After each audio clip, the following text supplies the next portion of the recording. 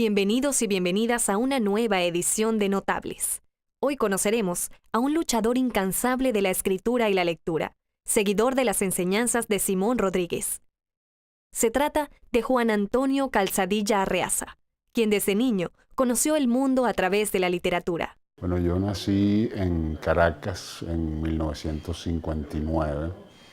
Soy de la generación inmediata al 23 de enero del 58. Tengo la edad de nuestra accidentada democracia. De padres que no eran caraqueños, eran trasplantados a la gran ciudad. Mi papá es llanero, mi mamá es también de los llanos orientales.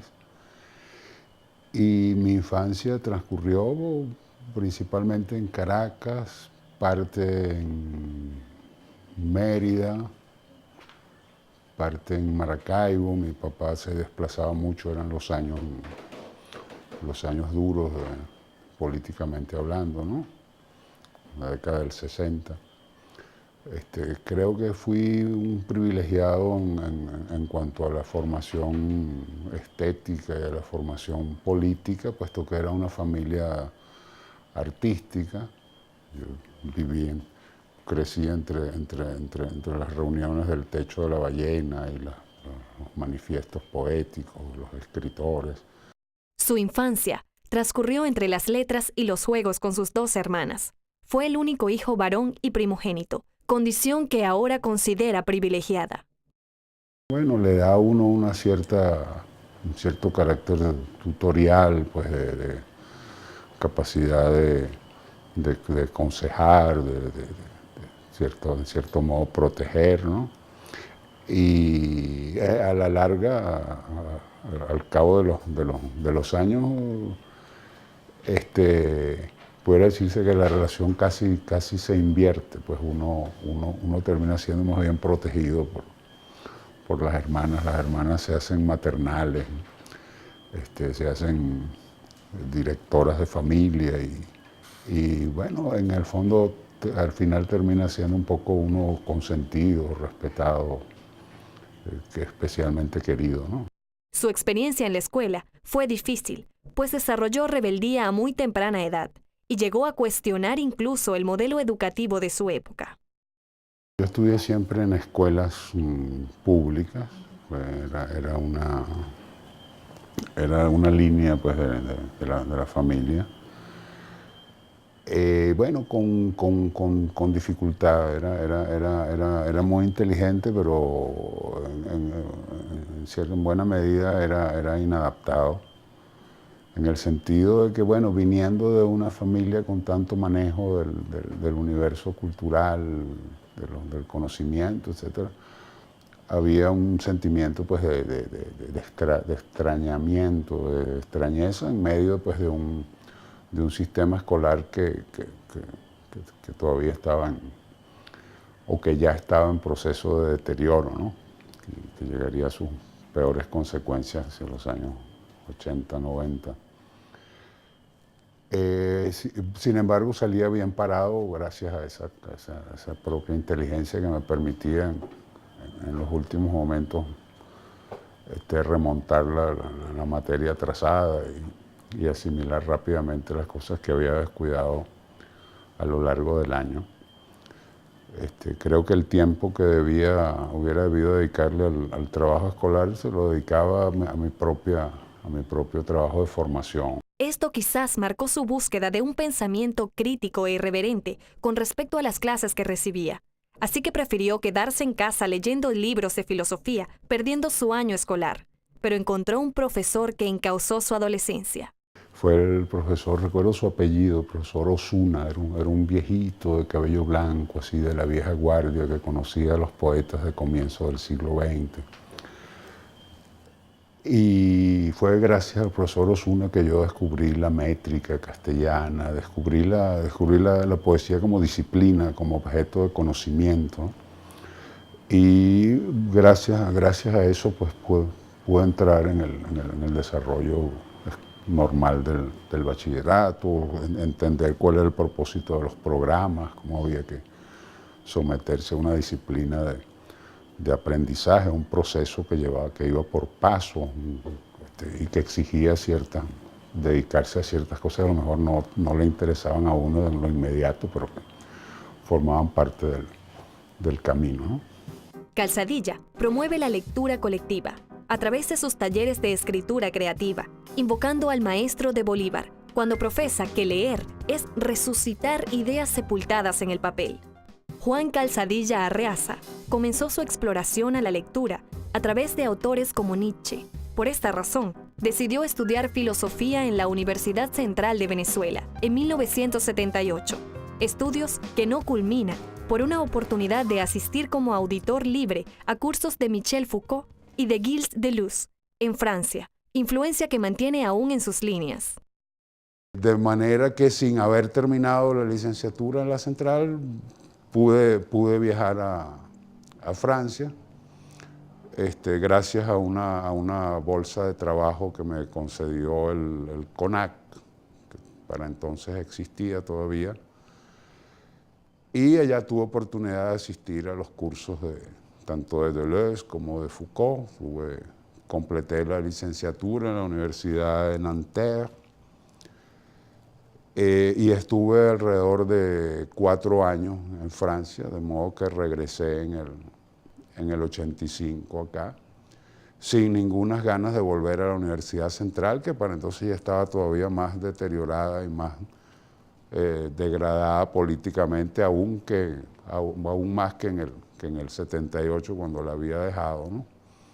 Un medio muy lleno de ambiciones personales, hipocresías teóricas, gente que se decía de izquierda y se decía marxista, tenía actitudes y conductas y pasiones totalmente adaptadas a ese nuevo ambiente que se iba fortaleciendo, que era el ambiente del neoliberalismo universitario, cuyos efectos vemos pues a cabalidad hoy en día, cuando la universidad es un medio donde la hegemonía es de derecha y es totalmente aburguesada, ¿no? En París fue alumno del filósofo François Lorel en la Universidad Nanterre, donde se convierte en licenciado en filosofía. A pesar de toda esa apertura de social y política y académica a los extranjeros, uno era siempre un extranjero, uno era siempre un métèque, como dicen los franceses, un pasajero, ¿no? Y bueno, finalmente vino el Viernes Negro, se acabaron las divisas, cada vez era más difícil sobrevivir, y en el 85 pues regresé. A su regreso, decide vivir en la ciudad de Mérida, en Venezuela, donde vive una época de estudio y de retiro para reflexionar sobre su vocación de escritor. Fui artesano, hice libros hechos a mano, hice títeres, hice tortas para vender en las ferias. Y bueno, y crecí, considero que crecí mucho como escritor, como poeta, ¿no? Porque en todo ese tiempo pues escribí un par de novelas, un libro de cuentos, fui desarrollando mi narrativa, que bueno, dio sus frutos formales cuando en el año 95 gané un premio de narrativa en el concurso de Fundarte.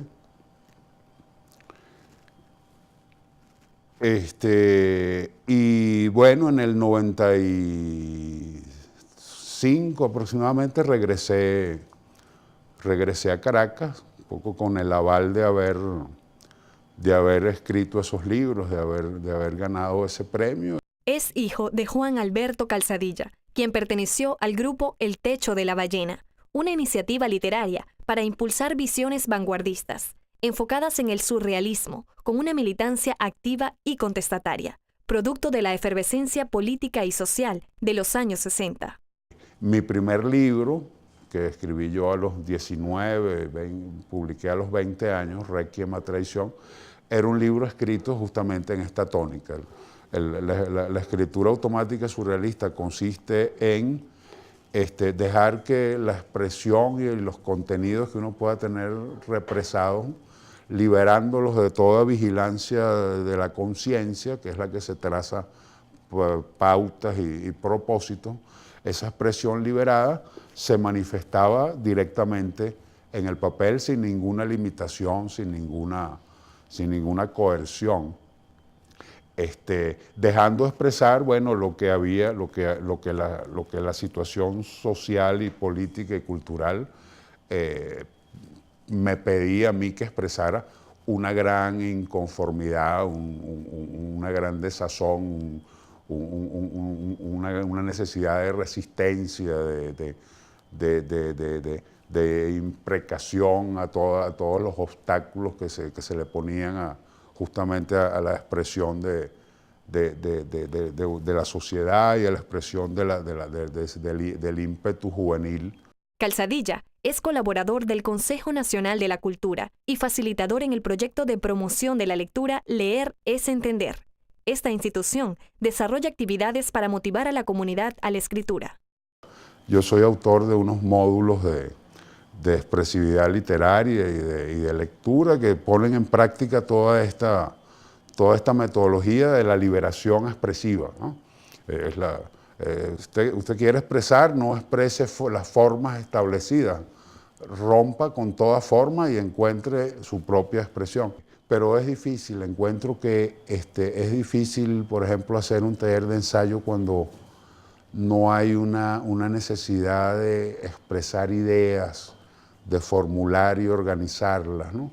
Creo que es un problema cultural que tienen las generaciones más recientes, si se quiere, ¿no? Entre la obra narrativa de Juan Antonio Calzadilla podemos encontrar Parálisis Andante, El álbum del insomnio, Hipomanía, La endija y Conceptos para una filosofía de bolsillo.